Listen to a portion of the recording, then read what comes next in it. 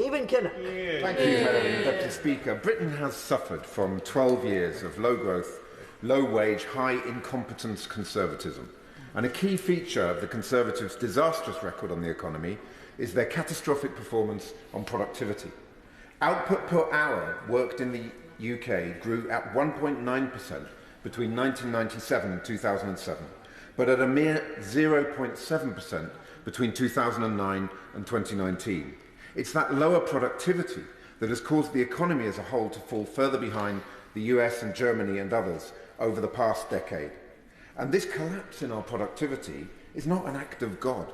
It's the result of fundamental political choices. Do you starve businesses of the policy framework and investment they need to get our economy growing, whilst cutting public services to the bone? Or do you pursue smart investment in Britain's infrastructure, education, skills, research and development, and new technologies such as green energy? The Conservatives have consistently taken the former choice over the past 12 years. But what we need for the decade ahead is the latter investment-driven growth model, and more specifically, Labour's new industrial strategy. Madam Deputy Speaker, there's a direct link between Britain's low growth and poor productivity and the decline of our manufacturing sector, which has collapsed from around 30% of GDP in the 1970s to just 9% today. Manufacturing provides good jobs in less prosperous areas, meaningful, well-paid jobs that you can raise a family on, as well as the industries that we need to get us to net zero, and perhaps most crucially of all, the foundations of our national security and economic resilience. It's deeply troubling that the Chinese state holds a 33% stake in Hinkley Point, a 10% stake in Heathrow Airport, and a 9% stake in Thames Water. The public is opposed to the road this government's taken. They know we need a Britain that can stand more firmly on its own 2 feet, and they recognise the need for foundational industries to thrive if Britain is to prosper.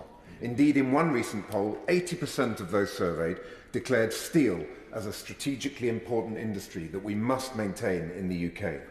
But the Conservative government has failed to invest in our manufacturing base. This September, manufacturing output fell by 2.3% to record the worst performance in manufacturing over 3 months since the 1980s. This is why the Labour Party's Green Prosperity Plan will marry the quest for sustainable growth and jobs you can raise a family on with the need for resilience. We don't see net zero as a hindrance to growth, Madam Deputy Speaker. We see it as an opportunity for growth and prosperity. And I can assure you, Madam Deputy Speaker, nobody will have to drag the Right Honourable Member for Holborn and St Pancras to COP, kicking and screaming. He'll be leading, not leaving, and boldly setting out his Labour government's plans to double onshore wind, to treble solar power, to quadruple offshore wind, all by 2030, and in so doing, creating as many as 1 million green jobs, from technicians to plumbers to steel workers. This is the level of ambition we need for our country. A plan to make sure British industry leads the way in the world again, making us a clean power superpower.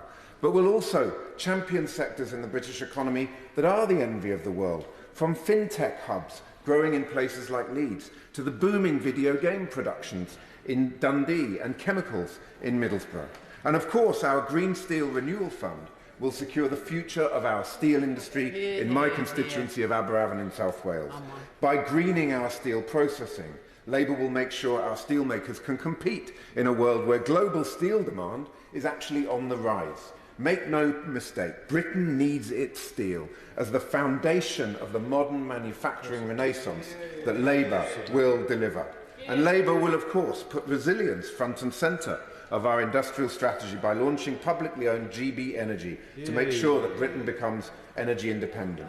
Madam Deputy Speaker, it's not only Labour MPs backing this, business people as well. Paul Lindley, successful entrepreneur, wrote recently in the Times about Labour's investment-based approach, and the CEO of Tesco said that when it comes to who has a convincing plan for growth, Labour is the only team on the pitch.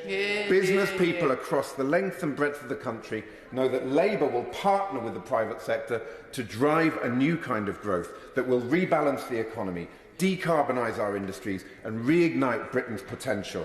12 years of the Conservatives has hammered our manufacturing sector and crashed our economy.